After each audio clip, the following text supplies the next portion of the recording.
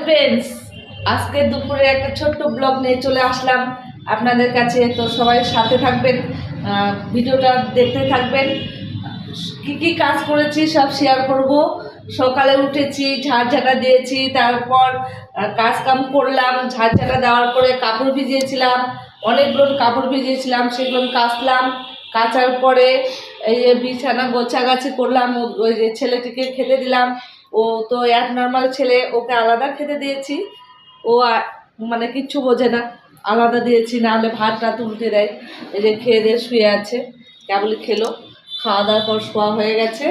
তারপর অনেক কাজ করেছি, টেবিল মুছলাম, খাট মুছলাম, ঝাড় দিলাম, আবারও ঝাড় দিলাম, ঘর মুছলাম। অনেকগুলো কাপড় ভিজিয়েছিলাম, সেগুলো কাচলাম। কাচার পরে রান্নাবাড়ি করলাম একা হাতে। আর কত করবো বলুন? তো একা হাতে আজকে তো আমার হাজব্যান্ড নেই, বাইরে খাবে বলেছে, নিমন্ত্রণ আছে, তাই আমার হাজব্যান্ড নেই। আমি আজকে কাঁচা মাছের ঝোল করেছি। তো কাঁচা মাছের ঝোল আপনারা কে খান আর কি খান না একটু জানাবেন প্লিজ। আমি তো কাঁচা মাছের ঝোল খেতে খুব ভালো লাগে, বেশি ঝোল না। কাঁচা মাছটি কীভাবে রান্না করবেন একদিন করে দেখবেন, খেয়ে দেখবেন কেমন লাগে খেতে। সেদিন আপনিও বলবেন যে না, খুব টেস্টি লাগে। পেঁয়াজ কেটে নেবেন, পেঁয়াজ কেটে আদা রসুন জিরে আর শুকনো লঙ্কা কেটে বেটে নেবেন। নেওয়ার পরে পেঁয়াজটা লাল করে ভাজবেন, গোল্ডেন কালার করে ভাজবেন।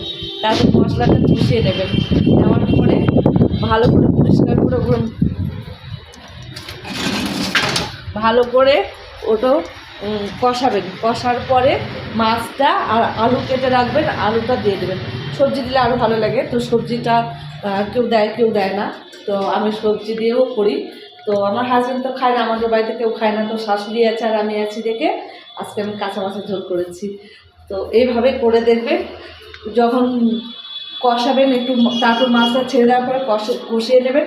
নেওয়ার পরে হালকা একটু জল দিয়ে ঝোল দিয়ে দেবেন। দেওয়ার পরে ফোটানো হয়ে যাবে যখন, তখন আপনি গরম মশলা বেটে রাখবেন। মানে গোটা গরম মশলা বেটে দিলে ভালো টেস্ট হয়, মাংসের মতো খেতে লাগে। তো গরম মশলা দিয়ে নামিয়ে দেবেন। তো আজকে বেশি কিছু রান্না করিনি, হয়তো মাছের ঝোল আর ভাত করেছি, কারণ আমরা 3 জন খাবো, এক নর্মাল শাশুড়ি, এক নর্মাল ছেলে। তাই সবাই চলে আসুন আমার বাড়িতে দুপুরের খাবার খেতে। Thank you. সবাই ভালো থাকবেন, সুস্থ থাকবেন। আর আমি ব্লগটা করলাম, ছোট্ট একটু ব্লগ, কী করেছি সব বললাম। এই যে টেবিল সব মুছেছি, চকচকা করেছি, কারণ নোংরা থাকলে আমার হাজব্যান্ড